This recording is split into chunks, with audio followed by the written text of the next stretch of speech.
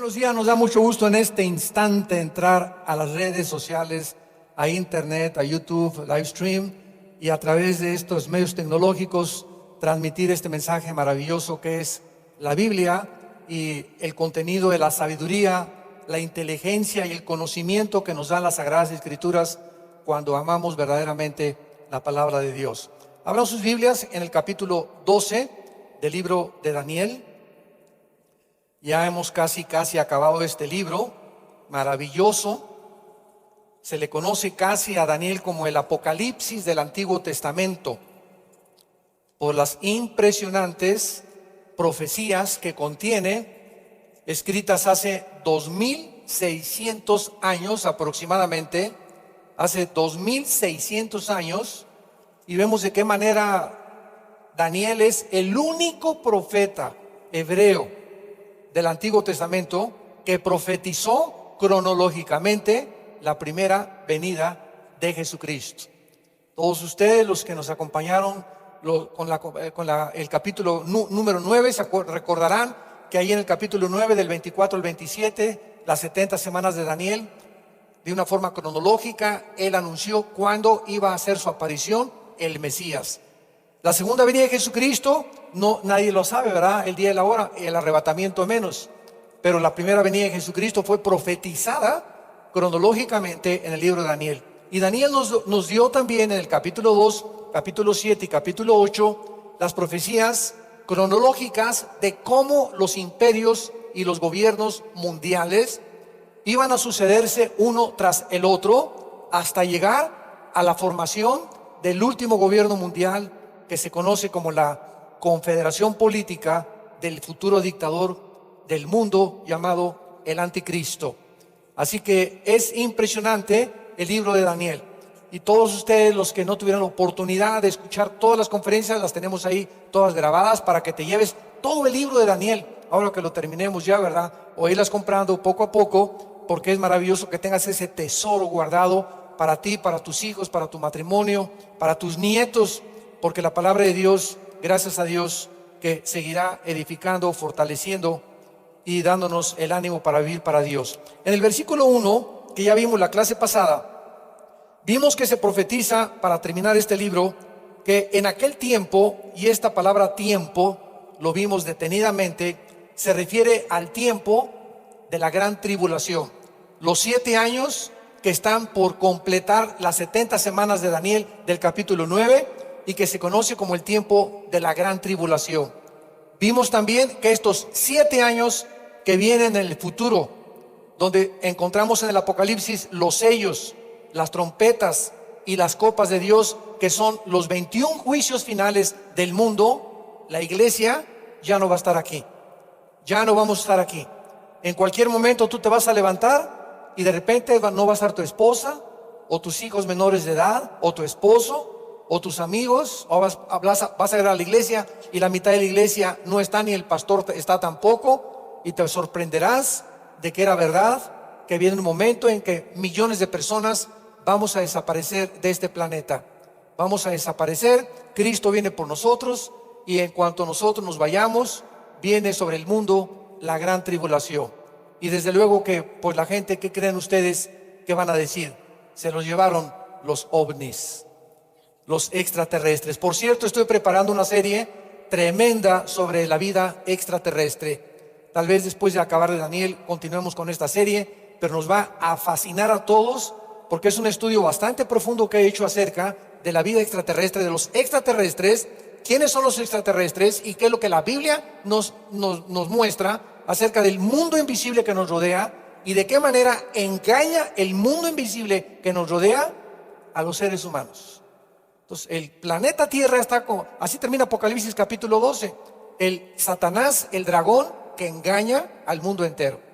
Así que hasta que las vendas no se te caigan de los ojos y no veas la luz, vives engañado, con filosofías, con tantas cosas, mentiras que salen del internet, con falsos milagros, falsas apariciones, porque no hay discernimiento en el corazón humano para distinguir lo que es verdadero de lo que es falso.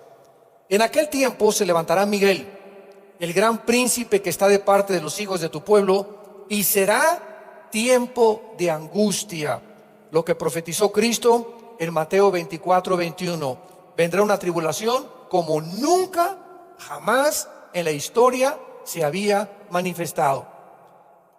Y dice aquí: en aquel tiempo será libertado tu pueblo, todos los que se hallen escritos en el libro. Y el versículo 2 es el tema de este desarrollo, de esta conferencia en esta mañana. Y muchos, no todos, muchos de los que duermen en el polvo de la tierra serán despertados, unos para vida eterna y otros para vergüenza y confusión perpetua. Vamos a hablar en esta mañana acerca de las resurrecciones, porque hay muchas resurrecciones en la Biblia y tenemos que ordenarlas cronológicamente. Cristo en Juan capítulo 5 dijo: unos resucitarán para vida eterna y otros para condenación eterna. Como en un versículo se encuentran estas dos declaraciones, muchos han creído que la resurrección de los muertos es en el mismo día, en la misma hora, tanto para los justos como para los condenados. Sin embargo, la Biblia, cuando la estudiamos ya más meticulosa y más cuidadosa y más profundamente, nos revela que las resurrecciones van a tener lugar de distintas formas y también en distintos tiempos. A la resurrección de todos los justos, de todos nosotros, se llama la primera resurrección. La primera resurrección la tuvo Jesucristo, como lo vamos a ver a continuación. Él fue el primer ser humano en toda la historia, desde Adán hasta nuestros días, en haber resucitado para nunca volver a morir. Antes de Cristo hubo resurrecciones. Elías resucitó, pero se volvían a morir. Cristo en su ministerio resucitó a Lázaro, pero Lázaro se volvió a morir. Tabita, la que resucitó en el libro de los Hechos, volvió. Entonces vemos que las resurrecciones antes de Cristo volvieron a morir, se levantaron para demostrar que Él tenía poder sobre la vida y sobre la muerte. Vayamos a 1 Corintios capítulo 15, y es uno de los pasajes en el Nuevo Testamento, la primera carta a los Corintios capítulo 15, donde de forma más clara y más detallada se nos explica la resurrección, cómo va a llevarse a cabo y de qué forma más maravillosa el Espíritu Santo nos va a revelar que la resurrección de los muertos se puede comparar con la naturaleza. Y así es como Cristo y los apóstoles enseñaron.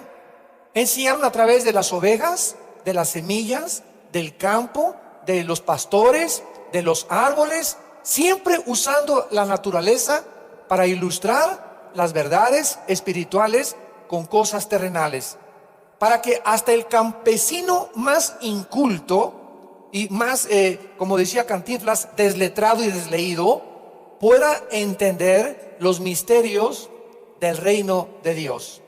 En 1 Corintios 15, versículo 22, comienza Pablo diciendo: así como en Adán todos mueren, también en Cristo todos serán vivificados. Noten ustedes la frase en Cristo. Esto es importante porque antes de Pentecostés vivían bajo el Antiguo Testamento.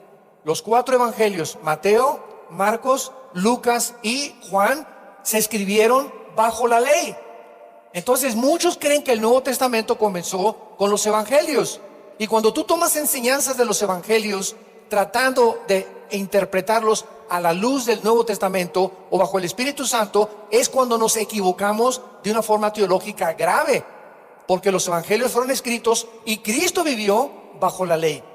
Comienza la iglesia, comienza el Nuevo Testamento en Hechos capítulo 2. Ahí comenzó el Nuevo Testamento, cuando el Espíritu Santo por primera vez baja al mundo para entrar a los seres humanos que han puesto su confianza en Jesucristo, y el Espíritu Santo sellarnos, bautizarnos, o sea, identificarnos, amalgamarnos unirnos al cuerpo de Cristo. Esto es lo que se llama el bautismo del Espíritu Santo. No es una experiencia subsecuente a la salvación, el bautismo del Espíritu Santo. El bautismo del Espíritu Santo, dice 1 Corintios 12:13, es una experiencia en la que todos participamos en el momento de la salvación, de la conversión, cuando somos sellados por Él. Entonces, el bautismo del Espíritu Santo nos une al cuerpo de Cristo y desde ese momento formamos parte ¿de qué cosa? De la iglesia. ¿Qué es la iglesia? El cuerpo de Cristo. ¿Cuándo se formó? Cuando el Espíritu Santo nos unió místicamente a sus huesos y a su carne. Somos el cuerpo de Cristo. La iglesia no es este edificio, ni las catedrales, ni las construcciones. La iglesia somos el conjunto de personas en el mundo entero, bautizadas, unidas, amalgamadas a Jesucristo en el momento de nuestra conversión. Ahí comenzó la iglesia. Antes de Pentecostés, nadie estaba en Cristo. Nadie estaba unido a Cristo. El Espíritu Santo, antes de Pentecostés, bajaba y subía. Bajaba sobre Sansón, y Sansón tenía una fuerza tremenda y agarraba un león y lo mataba. Y de repente el Espíritu Santo se iba de Sansón, y Sansón era como tú y como yo. Venía sobre David el Espíritu Santo y comenzaba a escribir David, como el Salmo 22. Dios mío, ¿por qué me has desamparado? Horadaron mis manos y mis pies. Y estaba escribiendo David, sin que él lo supiera, la muerte y crucifixión de Cristo 1000 años antes de que sufriera la crucifixión. Entonces el Espíritu Santo en el Antiguo Testamento bajaba y se iba, bajaba y se iba, y hasta Pentecostés es cuando Él baja sobre nosotros. Esto es interesante. El día que el Espíritu Santo bajó en Pentecostés es el mismo día, el mismo mes en que Dios le dio la ley en el monte Sinaí a Moisés. El mismo día cuando Dios le dio la ley a Moisés es el día en que cayó el Espíritu Santo en la iglesia. Y así vemos las dos entidades. Una es Israel, otra es la iglesia. Las leyes se las da Dios por afuera en tablas de piedra, y las leyes ahora nos las ha dado Dios imprimiéndolas en nuestro corazón. Esta es la razón por la cual la frase en Cristo pertenece a la iglesia nada más. ¿Qué les quiero decir con todo esto? Que ahora que venga el rapto, el arrebatamiento de la iglesia, y seamos sacados de la tierra, los santos antes de Pentecostés no van a resucitar. Antes de Cristo, desde Adán hasta Pentecostés, no van a resucitar en el arrebatamiento. En el arrebatamiento únicamente los que vamos a resucitar somos los que estamos en Cristo. Vayamos rápido mantengan ahí separado 1 Corintios y veamos en 1 Tesalonicenses esta verdad, que es la que habla sobre el rapto de la iglesia. Tesalonicenses, 1 capítulo 4, y dice así. Muchos de ustedes ya conocen este pasaje que es por demás conocido acerca del arrebatamiento. Versículo 13. Tampoco queremos, hermanos, que ignoren acerca de los que duermen, para que no se entristezcan como los otros que no tienen esperanza. Porque si creemos que Jesús murió y resucitó, así también traerá con Jesús a los que durmieron en Él. Los que murieron en Cristo. Entonces somos los que estamos en Cristo, los que vamos a ser arrebatados. Vamos a ver un poco más adelante que los que murieron antes de Cristo, de Adán a el tiempo de Pentecostés, van a resucitar en la segunda venida de Jesucristo. Una cosa es el arrebatamiento de la iglesia, otra cosa es la segunda venida de Jesucristo. En el arrebatamiento de la iglesia, Cristo no pone los pies en la tierra. Él en el cielo nos va a recibir. No hay ninguna señal para el rapto. Es inminente. Significa sin ningún anuncio. La segunda venida, el sol se oscurecerá, la luna se pondrá como de sangre, se oirán fenómenos cósmicos en el cielo y verán todo mundo la señal del Hijo del Hombre. En la segunda venida de Jesucristo, Él pone los pies sobre el monte de los olivos. Zacarías capítulo 14 del 1 al 5. Se abre el monte de los olivos y se hace una cruz en la tierra en Jerusalén, y nosotros venimos con Cristo en la segunda venida a establecer su reino milenial. Entonces, todo esto ya lo hemos visto, pero es importante que ustedes tengan en su mente este mapa, esta cronología, este panorama, para que podamos trazar bien la palabra de Dios. Regresamos a 1 Corintios y dice el versículo 23: pero cada uno, ahí está ya, cada uno a su debido orden. O sea, Dios ha establecido un orden para las resurrecciones. Dice así: Cristo, número 1. Y las primicias, ¿quiénes fueron las primicias? ¿Se acuerdan que cuando Cristo resucitó, se abrieron las tumbas de muchos que habían muerto y resucitaron juntamente con Él? ¿Quién es este grupo de personas que cuando Cristo resucitó, resucitaron con Él? Se llaman los primeros frutos, que es el cumplimiento de la fiesta Levítico 23 de los primeros frutos, que venía el sacerdote y de una cosecha de duraznos agarraba el sacerdote 10 duraznos o el diezmo, de una cosecha de naranjas, de 100 naranjas agarraba 10 naranjas, y los primeros frutos es lo primero que le ofrecían a Dios. Los primeros frutos en el Nuevo Testamento ya no es el diezmo. ¿Lo sabían? De Hechos, Apocalipsis, nunca se vuelve a mencionar el diezmo. La última vez que se menciona el diezmo es en los evangelios, cuando Cristo dijo a los fariseos: ustedes diezman, ¿verdad? Todo lo que la ley decía. Pero en el Nuevo Testamento dice 1 Corintios 16 del 1 al 2 que ya cada quien dé como propuso en su corazón, y según hayas prosperado, dale a Dios. Ya Dios no nos marca y nos dice: me tienes que dar el 10%. Te he dado mi vida en la cruz, he resucitado de los muertos, estoy cambiando a tu familia, estoy cambiando a tus hijos. Lo que tú creas en tu generosidad, que yo merezco que tú me des, eso dame. No te voy a poner ya ningún límite, porque no estamos bajo la ley, sino bajo la ley del Espíritu en Cristo Jesús. Entonces, es triste que los cristianos sigan, no nada más el diezmo. Jamás se vuelve a mencionar el diezmo de Hechos, Apocalipsis. Nunca más. Ahora hay la libertad de Dios, el 15, el 20, el 30, el 40, el 60%, porque dice la Biblia, 2 Corintios 9, cada quien siembra y lo que siembras recoges. Pues ¿quieres darle a Dios tu limosna? No hay problema, recogerás limosnas. ¿Quieres limitarte al diezmo? No hay ningún problema, nunca vas a pasar de eso en tus finanzas.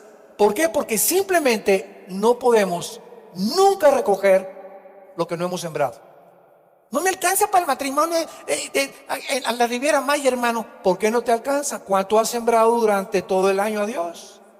Y ya no me alcanzó para pagar el colegio de mis hijos. ¿Y por qué no te alcanza para pagar el tuyo? ¿Tú crees que Dios no quiere que tengas dinero para pagar el colegio de tus hijos? Y no me alcanzó más que para un bochito. ¿Tú crees que no, tú quieres que traigas un carro decente? También digo, no un Cadillac ni mucho menos. Pero ¿qué es lo que Dios quiere para nosotros? Isaías 29:11. Mis pensamientos son para bendecirlos. Yo te quiero bendecir, que tus hijos tengan una buena educación, que vivas una vida tranquila. ¿Por qué? Porque mientras más te bendigo, más puedes tú ayudar a la obra de Dios.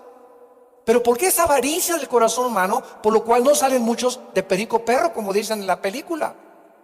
¿Por qué? Por la avaricia del corazón, porque no queremos entender que no podemos recoger lo que no sembramos.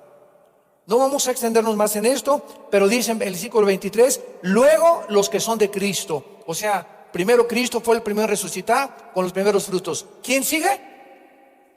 ¿Quién sigue en el orden de las resurrecciones? Nosotros, los que somos de Cristo, dice la Biblia, y en su venida, luego el fin, ya vienen todas las demás resurrecciones, que son las que vamos a comparar. Muy bien, nos brincamos al versículo 35 de Corintios 15 y veamos el misterio de la resurrección. Qué maravilloso es.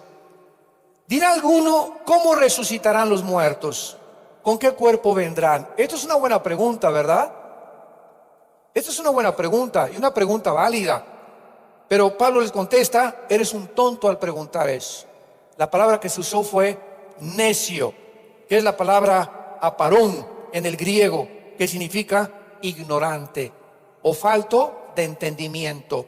¿Por qué Pablo está regañando a los que hacen esa pregunta de cómo resucitaremos?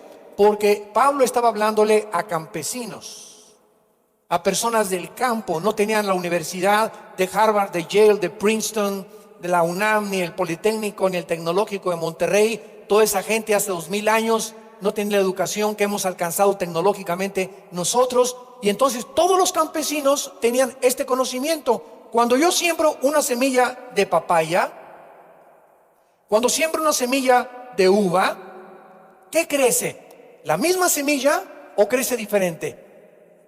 No, de repente, al contacto con la tierra, síganme con mucho cuidado, cuando se siembra la semilla, la tierra, el agua, el aire y el sol, que son cosas que no están bajo nuestro control, sino bajo el control de Dios, hacen que esa semilla se rompa en el fondo de la tierra, y cuando crezca, no crece una semilla, la que se sembró, crece una papaya, crece una naranja, crecen las uvas con diferente cuerpo completamente del que se sembró. Y esto es lo que Pablo nos quiere ilustrar.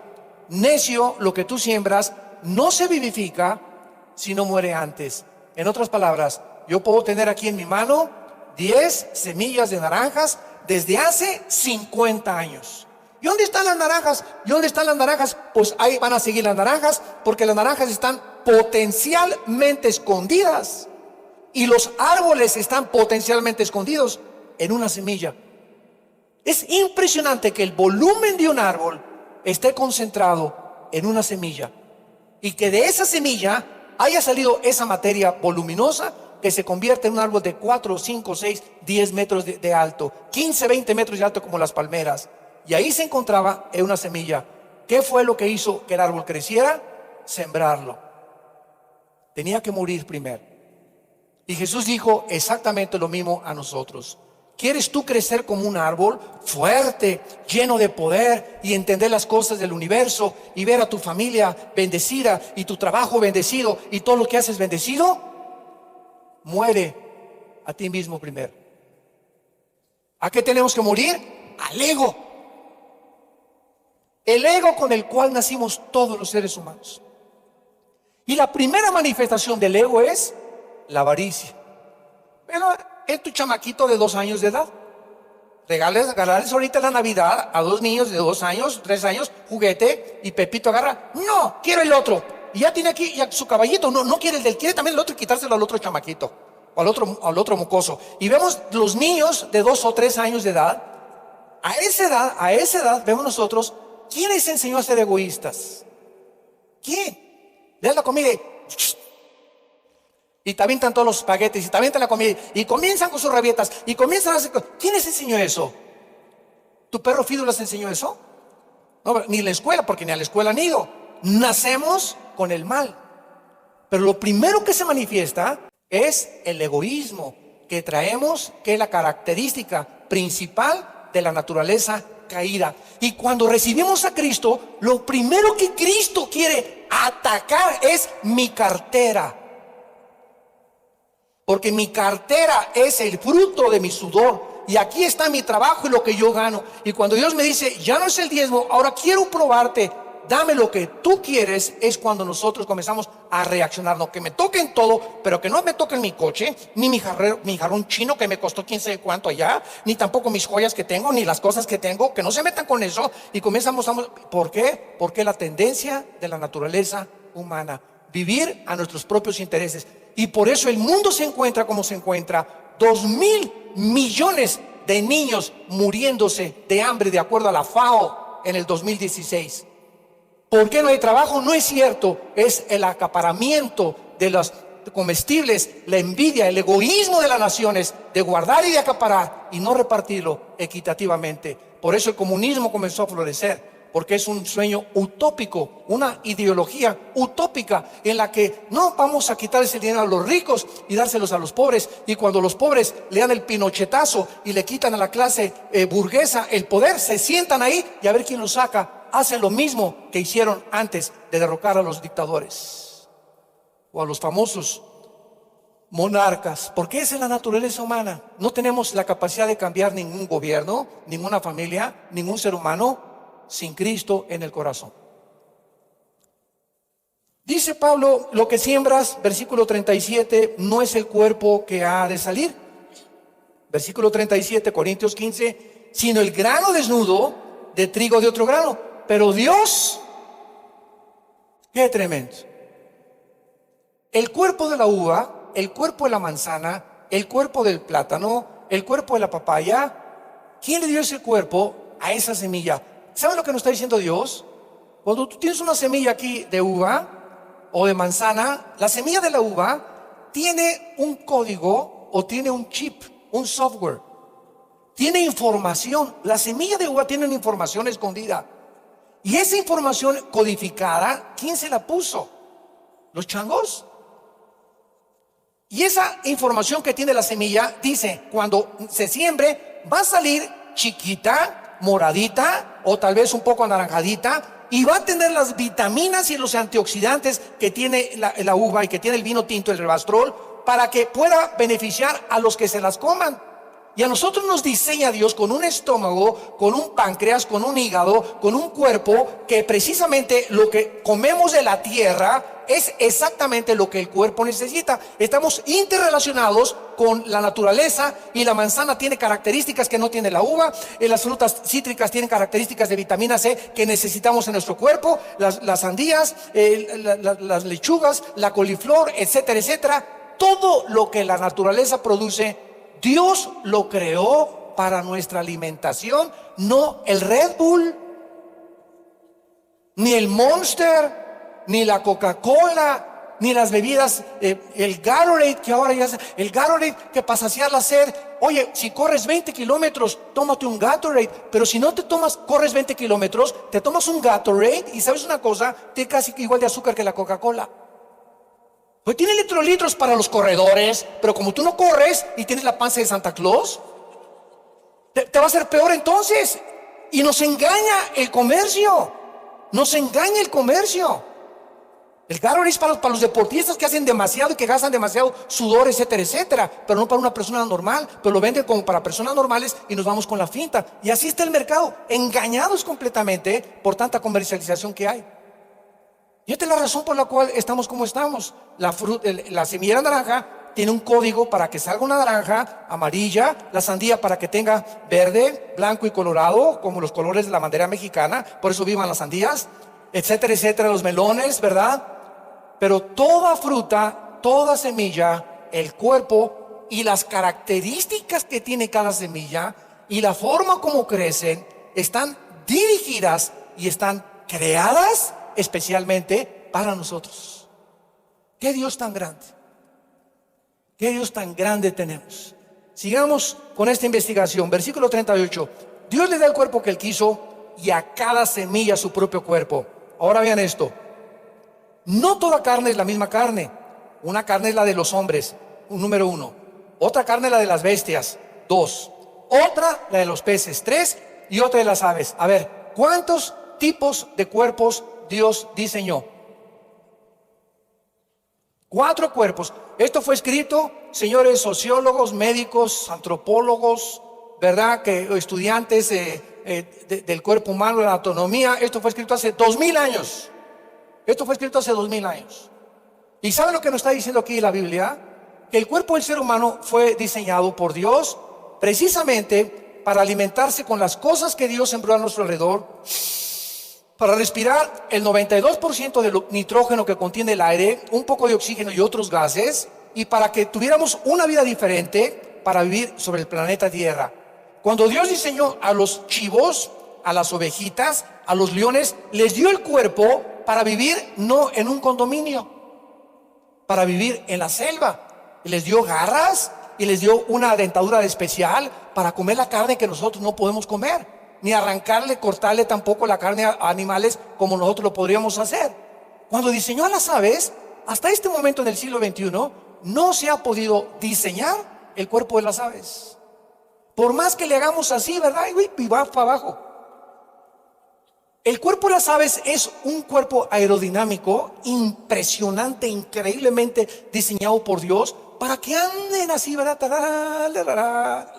Y vemos de qué manera tan maravillosa, vean, y cómo el viento las lleva. Y el chip que tienen todos los gansos y las mariposas monarca, que cada año viajan al mismo lugar. ¿Quién les puso ese chip? ¿Quién les dice qué dirección llevar? ¿Quién les dice a los gansos que viajen en forma de V, como la V de Víctor así? ¿Y quién les dice que el que se cansa se pasa hacia atrás, el ganso de hasta atrás se pasa hasta adelante? ¿Quién les dice que vayan en esa formación para romper el viento? ¿Quién les ordena a las hormiguitas que se juntan? ¿Y quién les dice, agarra esta cosita minúscula de piedrita y llévala exactamente y ponla en el lugar en el que tiene que estar? Y la otra hormiguita de las cientos que hay o miles la pone en lugar y de repente hay un hormiguero perfectamente bien diseñado donde todas las hormiguitas tienen un sentido de responsabilidad, de orden y de coordinación. Dios mío santo, Jesús, María y José y el burrito que los acompaña.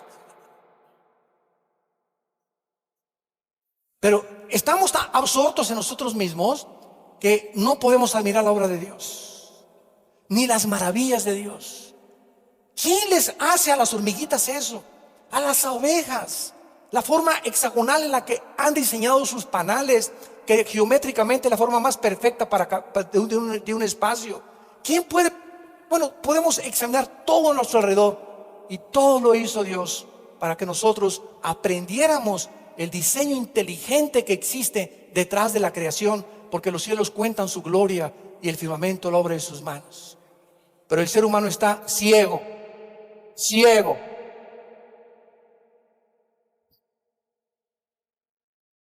Y en cuarto lugar, otra carne, la de los peces. No, yo no me puedo meter al agua y vivir en el agua porque no fui diseñado, no tengo el sistema branquial que Dios diseñó a los peces.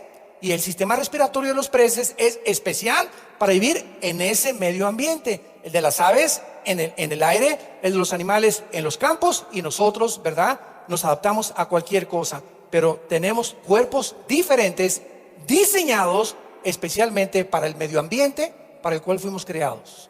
4 cuerpos diseñó Dios especialmente. Y dice, y hay cuerpos celestiales. ¡Qué maravilla! Y así como hay cuerpos para las aves, para los peces, para los animales y para nosotros, la Biblia nos revela que también hay cuerpos diferentes a los nuestros para poder habitar en una dimensión diferente a la nuestra. Y dice la Biblia que el cuerpo de nosotros, la carne y la sangre, no pueden heredar las cosas del reino de Dios que está en la dimensión de la eternidad. Porque nuestro cuerpo fue diseñado para estar bajo una ley que se llama la ley de la gravedad, otra ley que se llama el electromagnetismo y otra ley que se llama las fuerzas nucleares. La fuerza nuclear de poder y la fuerza nuclear de debilidad. Son 4 poderes que existen y que Dios puso al universo dentro de estas 4 leyes. Entonces, si yo me quiero salir de la estratosfera, necesito un aparato porque ya no hay atmósfera, porque Dios no diseñó que viviéramos en Marte ni pasar la luna de miel en la luna. Por el amor de Dios. También veces mejor la Riviera Maya. Pero ahí estamos de tontos, ¿verdad? Y hay alguien que está, un ruso que está aquí, que quiere la luna de miel a Marte, que se bañe. Y que se vaya a Marte y a ver si encuentra para bañarse allá, ¿verdad? Pero así estamos los seres humanos creyendo que el universo, cuando estamos en un planeta único, peculiar, maravilloso, con lagos, con montañas, con paisajes, con puestas de sol, rodeados de insectos, rodeados de animales, rodeados de la música que nos dan las mariposas al volar, y todo eso el ser humano lo hace a un lado y quiere irse a vivir a Marte. Qué increíble, ¿verdad? Ignorancia y ceguera por no tener los ojos abiertos a la creación de Dios. Y dice el versículo 40 de cuerpos celestiales. La Biblia, para terminar rápidamente con estos cuerpos, la Biblia nos revela, santos de Dios, damas y caballeros, que estos cuerpos de los extraterrestres, que esos son los extraterrestres, no son marcianos, ni venusinos, ni jupiterianos, ni plutonianos. Los cuerpos de los extraterrestres, solamente hay 2 tipos que rodean el universo en que vivimos y se llaman los ángeles. Y hay otros cuerpos que tienen alas, que son los querubines. Esos no bajan a la tierra, esos están en el cielo, allá en el tercer cielo, en el altar de Dios. Los serafines y los querubines tienen asignaciones allá arriba, pero los que tienen acceso a nuestro alrededor son 2 tipos de ángeles: los caídos, que son los que intervinieron en las ruinas de las pirámides de Egipto, las de Machu Picchu en Perú, las de Stonehenge en Inglaterra, el conocimiento que le dieron a los mayas hace 3,000, 4,000 años, de que los mayas sin telescopio, sin computadora y sin calculadora hayan calculado sin tener ningún aparato moderno los 365 días del año, los días lunares y el conocimiento impresionante que tenían del universo. ¿Quién se los enseñó? Hemos visto entonces que hemos sido visitados antiguamente por seres extraterrestres aquí en la tierra, pero eran ángeles caídos.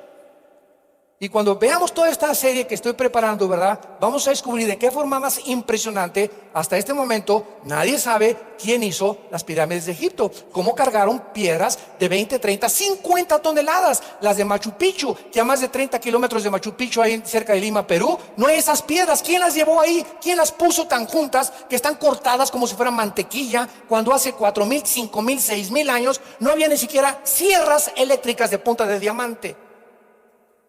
Se calcula que ahorita la grúa más grande del mundo, la grúa diseñada por los ingenieros mecánicos, que puede cargar, la máxima carga es 200 toneladas. No hay una grúa ahorita que cargue más de en el mundo entero, porque tampoco hay caso de cargar tanto peso, ¿verdad? Los edificios ya lo hacen de piedra por piedrita, pero esas piedras como la de Stonehenge, como las de la pirámide de Egipto, son de 20, 30, 50, 60 toneladas, puestas una con la otra, cortadas como si fueran de mantequilla. Ni una hoja de papel cabe entre las intersecciones de las dos piedras. ¿Quién hizo eso? Como la gente no sabe. ¿Y quién está en el Triángulo de las Bermudas? ¿Y por qué desaparecen esto? Todos esos misterios que son misterios. La Biblia nos dice que este mundo estuvo habitado antes que nosotros por los ángeles caídos. Y un juicio, y Dios recreó y colocó aquí al ser humano. Pero los cuerpos de esos ángeles, escúcheme con mucho cuidado, los cuerpos de esos ángeles pueden tener acceso a nuestra dimensión, como en Génesis 18, que se le apareció a Abraham. Y los ángeles, al entrar a la dimensión en la que vivimos nosotros, que son 4 dimensiones, pueden comer el alimento que tú y yo comemos. Pueden parecerse y se parecen a nosotros los seres humanos. Dicen en Hebreos 12:3 que muchos hospedaron ángeles.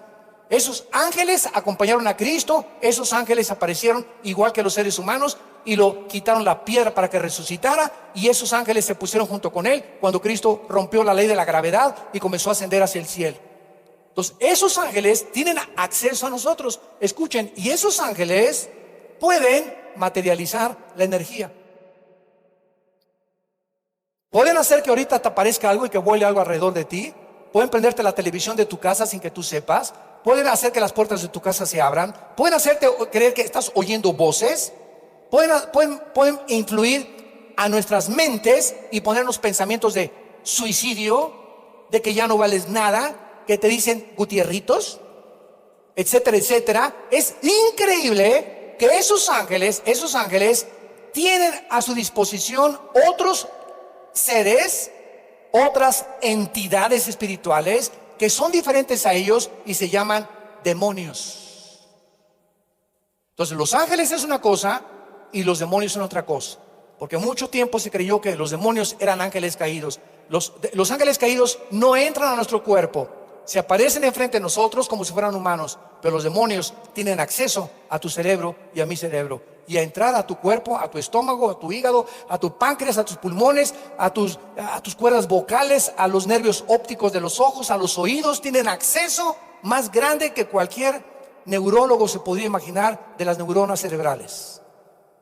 Entonces la Biblia nos revela todos estos misterios y están para nosotros.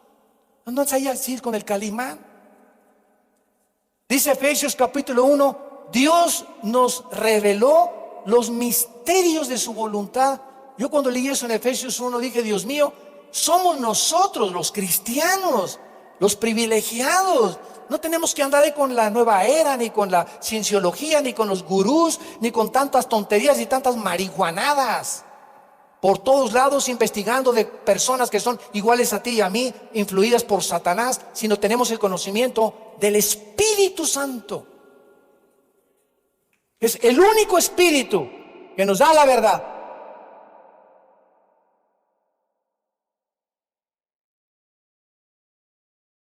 La primera resurrección es la de Cristo, las premisas. La segunda es la de la iglesia.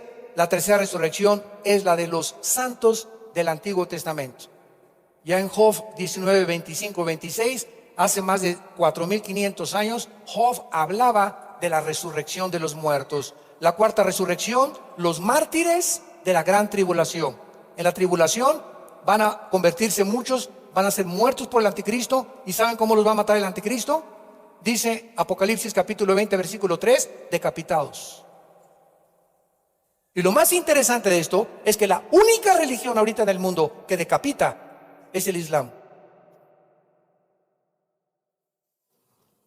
Esto nos habla, ¿verdad?, la ascendencia que tendrá el anticristo dentro del Islam. Porque ya es otro, ya habla mucho de esto, ¿verdad? Pero el anticristo va a ser judío, sirio, islámico. ¿Cómo puede ser eso, hermano? Abraham era iraquí, Moisés era egipcio. Si tú eres mexicano, te preguntan al llegar a Estados Unidos, al llegar aquí, ¿usted qué es? Contéstales, ¿me está preguntando mi nacionalidad o mi ciudadanía? Porque cuando me preguntan a mí, mexicano, soy nacionalmente mexicano, pero soy ciudadano norteamericano. Entonces, yo tengo los derechos, y mi familia ahorita, que ya somos ciudadanos norteamericanos, de tener todos los derechos. Si estamos, por ejemplo, en Irak, y hay una guerra, yo me puedo refugiar en una embajada americana y me protegen, porque soy ciudadano norteamericano. Tengo los mismos privilegios que tiene una persona nacida en Estados Unidos. Y así es en la Biblia también. Entonces, el anticristo va a ser nacionalizado o de nación judía, pero va a ser tal vez ciudadano sirio con sangre musulmana y con la religión que va a tratar de acabar con el mundo entero en Europa y en el Medio Oriente. Pero eso ya hablamos bastante y vamos a hablar después más de eso. La quinta resurrección es los santos que vivan en la tribulación y que sobrevivan a la tribulación y que van a pasar al milenio. Escúcheme, cuando Cristo venga, aquí está el rapto, ya nos fuimos, pasan los 7 años de tribulación. Cuando Cristo venga, ahí resucitan los santos del Antiguo Testamento. Y cuando Cristo venga, dice la Biblia en Zacarías que la tercera parte del mundo va a estar viva. La tercera parte del mundo.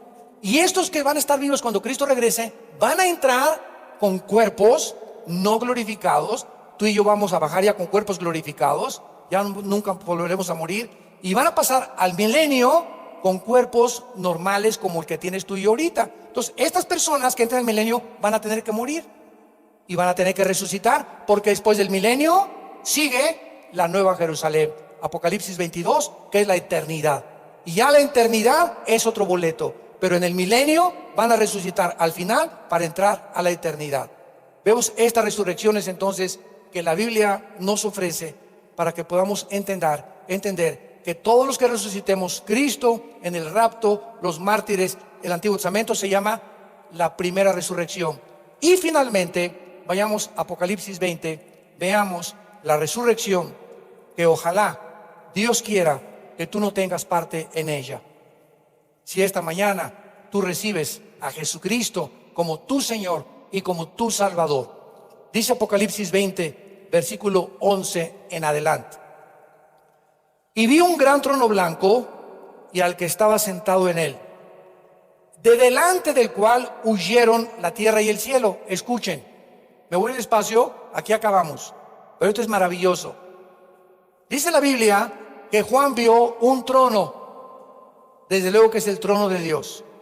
Y dice Juan que cuando estaba enfrente de Dios en el trono, en ese momento, en el momento del juicio de los incrédulos, de los condenados, ellos van a ver, por lo que deducimos que este juicio no va a ser aquí en este planeta, porque ellos van a ver, no sé desde dónde va a ser, pero van a ver cómo la tierra va a desaparecer y la nueva creación, y van a ver ese planeta donde ellos tenían su esperanza, donde pusieron sus estatuas, donde les dieron sus doctorados y sus diplomas, y donde amontonaron el dinero y lo guardaron. Para ver todo lo que ellos creían que ese planeta les podía ofrecer, va a desaparecer de la noche a la mañana. Ante los ojos de ellos, eso va a influir aún más en el dolor que van a sentir de haber rechazado a Dios, de delante del cual huyeron el cielo y la tierra. Y dice así: y ningún lugar se encontró para ellos. Y vi a los muertos, grandes y pequeños, de pie ante Dios. ¿Por qué de pie? Porque en este momento, damas y caballeros, ya nadie puede hincarse. En ese momento, cuando estés enfrente del trono de Dios, y Dios va a abrir ahorita los libros para demostrarte ante los ángeles, la iglesia va a estar ahí. Dice 1 Corintios 6, versículo 2 y 3, que los santos vamos a ser el jurado de los condenados. Cuando tú estés ahí, ya no es, Señor, ten misericordia de mí, no, Jesucito mío, perdóname. Se acabó la gracia. ¿Me escuchaste? Se acabó la gracia. Se acabó la misericordia. Pero Dios es amor. Precisamente por eso murió por ti en una cruz. Y precisamente porque es amor, cuando tú estabas vivo, te dijo, acéptame y ábreme el corazón para que entre a tu vida. Entonces ahí Dios no se burla de nadie. Nadie se burla de Dios. Se acabó completamente la misericordia. No hay gracia, no hay nada de pie ante Dios. Nadie se puede volver a hincar jamás en la eternidad.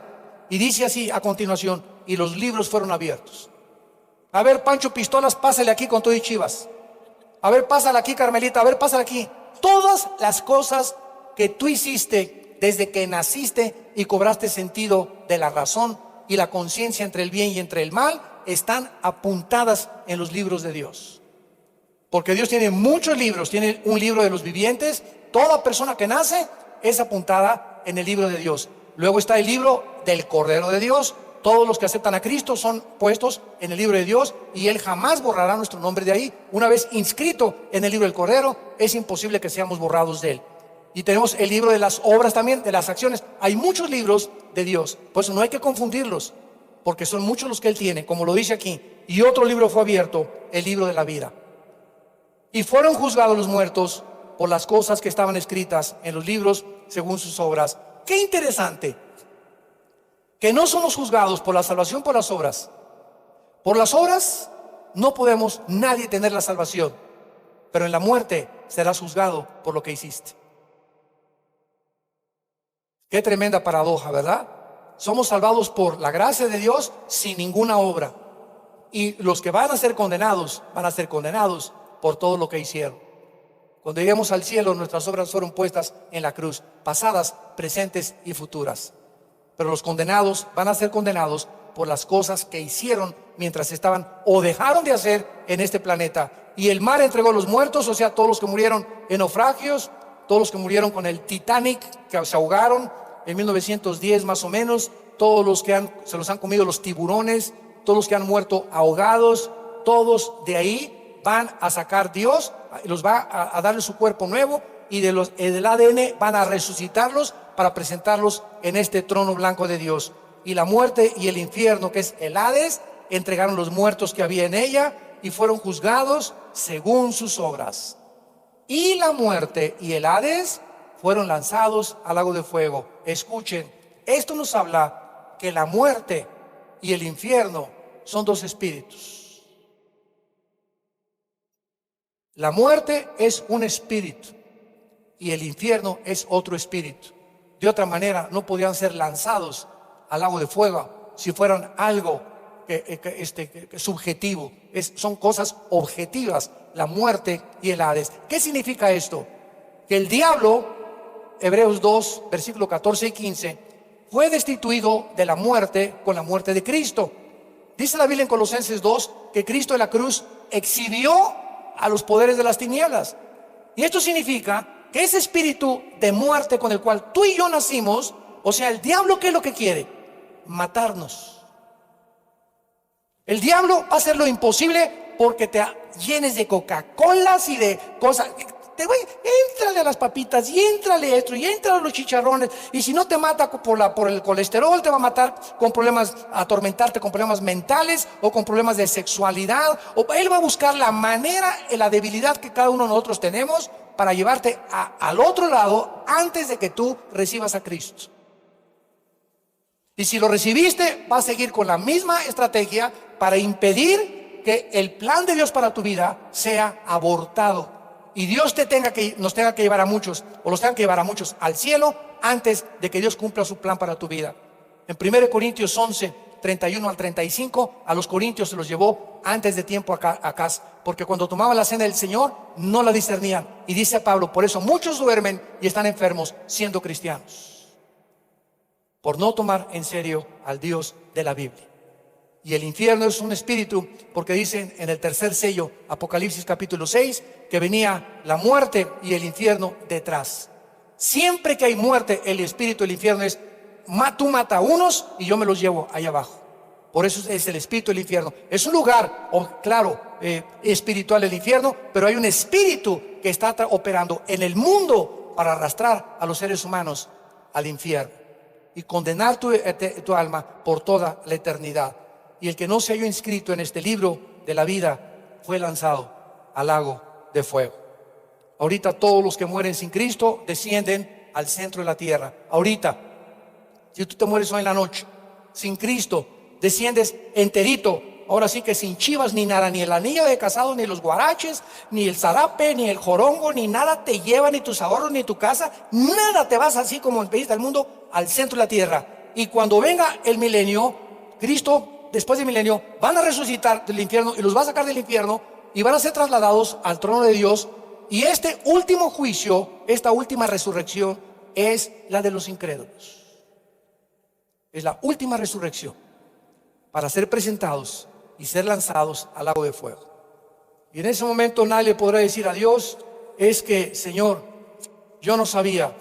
Y te va a contestar Dios, porque de tal manera te amé que di a mi hijo en una cruz, para que tú no tuvieras que ir a ese lugar. Pero tú te burlaste de mis leyes, te burlaste de tu abuelita, de tu mamá, de tu papá. Te creías el Piruration. Te creías Juan Camaney de Metepec. Y creías que por lo guapo, por lo bonito, por el dinero, por aquí, por allá, que dulce, que chocolate, podías hacer podías burlarte de todo lo que quieres. ¿Sabes una cosa? Yo me llevo al infierno niños, jóvenes, adultos y viejitos. Todo este grupo de muchachos que murieron ahora en Colombia en el avionazo, que puros jugadores de fútbol, ¿verdad? Dios quiera, ¿verdad?, que todos hayan tenido la oportunidad de recibir a Cristo. Muchachos menos de 30 años. Se subieron creyendo que iban a partir en la semifinal de un partido. ¿Quién se imaginó que nunca jamás iban a regresar a ver a su esposa, ni a sus hijos jamás? ¿Quién se imaginó que era el último día marcado por Dios para vivir? ¿Lo sabes tú? ¿Lo sabes tú? Por eso prepárate para encontrarte con tu Dios. Padre, gracias por tu palabra en esta mañana. Bendita sea tu palabra por todos los siglos de los siglos. Bendito sea el Dios y Padre de Jesucristo nuestro Señor, que nos hizo renacer para una esperanza viva por medio de la resurrección de Jesucristo entre los muertos, para una herencia incorruptible, inmarcesible, reservada para nosotros en los cielos, que estamos siendo guardados por el poder de Dios mediante la fe, habiendo huido de este mundo por la corrupción que hay en el mundo, la inmoralidad y la depravación del mundo, y habiendo abrazado la santidad en esa cruz. Porque sin santidad nadie verá a Dios. Gracias, Jesús, por esa sangre preciosa que derramaste en nuestro lugar. Y esa sangre está tan fresca como hace 2000 años. Y es Jesús quien te dice en este instante: he aquí estoy a la puerta de tu corazón, llamándote. Ven a mí, fuente de vida. Ríos de agua viva saldrán dentro de tu ser. Acéptame en tu corazón, y mi Padre y yo haremos morada en tu vida. Todos ustedes que nos escuchan también a través de las redes sociales y los presentes, ábranle su corazón a Cristo si no lo has hecho nunca en tu vida. Por favor, por la misericordia de Dios te rogamos, no te endurezcas. El tiempo vuela y tú nunca sabrás si Dios te está hablando por última vez en este momento. ¿Qué tengo que hacer? Me dirás. Dile estas palabras con todo tu corazón. Dios de la Biblia, Dios y Padre de Jesucristo, te pido perdón por mis pecados. Creo que en la cruz tu Hijo pagó en mi lugar una cuenta que yo nunca hubiera podido pagar con mis buenas obras, pero tú me la regalas por tu gracia y me ofreces este regalo de la salvación de mi alma. La acepto, Señor.